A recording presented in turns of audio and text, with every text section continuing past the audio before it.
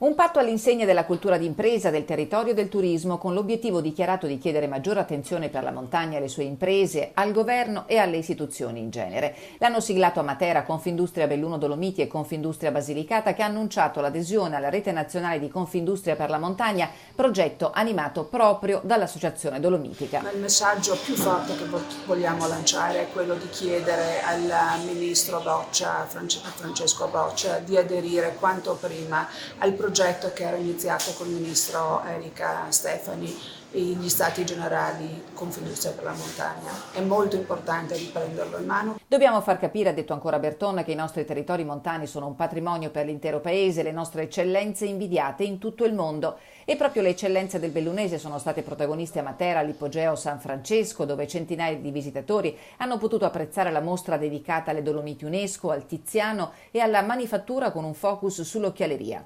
Leitmotiv, le Olimpiadi, da quelle del 1956 a quelle del 2026. Siamo in un patrimonio UNESCO come le Dolomiti e questa è una cosa importantissima perché riusciamo a presentarci oggi in un club di prodotto che è quello UNESCO, un club di prodotto importantissimo che ci permette di essere nei posti più belli del mondo con un prodotto di grande bellezza, quello che sono le Dolomiti. La combinazione paesaggio e cultura che le Dolomiti e la città dei Sassi, seppur lontane geograficamente, esprimono insieme alla realizzazione di eventi internazionali che servono da volano per lo sviluppo complessivo dei territori, rappresenta il percorso da intraprendere per avviare sinergie e iniziative destinate alla promozione internazionale.